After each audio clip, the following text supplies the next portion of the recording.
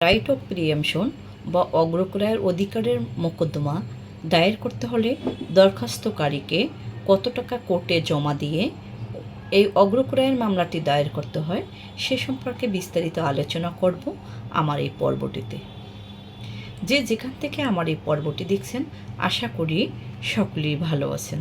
বরাবরের মতো আমি আপনাদের সাথে আছি অ্যাডভোকেট নূপুর আক্তার, বাংলাদেশ সুপ্রিম কোর্ট। চলুন দেখি যে প্রিএমশন রাইট অফ প্রিএমশন বা অগ্রক্রয়ের অধিকারের মোকদ্দমা দায়ের করতে হলে সেক্ষেত্রে কত টাকা কোর্টে জমা দিয়ে মামলাটি দায়ের করতে হয়, আর নয়তো মামলাটি খারিজ হয়ে যাবে।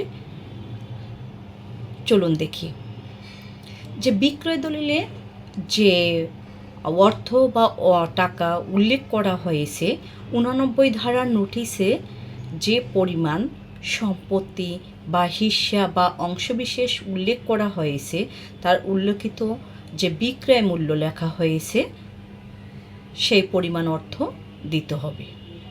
2 নম্বরে হলো কি যে এই যে অর্থ যে বিক্রয় মূল্যের যে দলিলের যে লেখা হয়েছে দলিলের মূল্য বা বিক্রয় মূল্য লেখা হয়েছে তার উপরে সেই পরিমাণ অর্থের উপরে শতকরা 25% হারে ক্ষতিপূরণ দিতে হবে।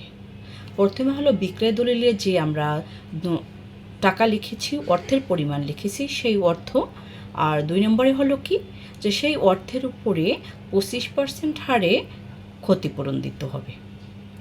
আর এই যে 3 নম্বর হলো বিক্রয় দলিল সম্পাদনের তারিখ থেকে অগ্রক্রয়ের মোকদ্দমা বা প্রিএমশনের মোকদ্দমা দায়েরের তারিখ পর্যন্ত যে যত দিন গিয়েছে বা যত বছর গিয়েছে বার্ষিক শতকরা 8 টাকা হারে সরল সুদে যে পরিমাণ ওই বিক্রয় দলিলে অর্থ লেখা আছে যত টাকা আসবে তত টাকা জমা দিতে হবে।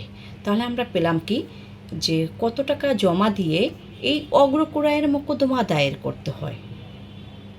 অগ্রক্রয়ের মোকদ্দমা প্রথমত হলো বিক্রয় দলিলের যে আমরা অর্থ উল্লেখ করেছি সেই পরিমাণ অর্থ এবং ওই অর্থের উপরে 25% হারে ক্ষতিপূরণ।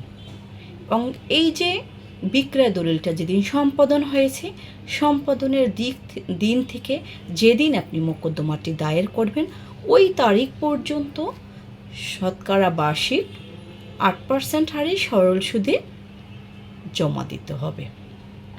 যত টাকা আসে তত টাকাই কী করতে হবে, জমা দিতে হবে। এখন এই টাকা যদি আপনি জমা না দেন তাহলে আপনার মামলার পরিণতি কী হবে? আপনার মামলাটি খারিজ হবে। কোথায় বলা হয়েছে? 96 ধারায় উল্লেখ করা হয়েছে। সেক্ষেত্রে যে জমির পরিমাণ কি আপনাকে নোটিশ পেয়েছেন 89 ধারা অনুযায়ী নোটিশ দিয়েছে, ওই নোটিশে যে উল্লেখিত যে হিস্সা বা সম্পত্তির যে অংশবিশেষ উল্লেখ করা হয়েছে, বিক্রয় দলিলের মূল্য উল্লেখ করা হয়েছে সেই অনুপাতে। আশা করি সকলেই বুঝতে পেরেছেন।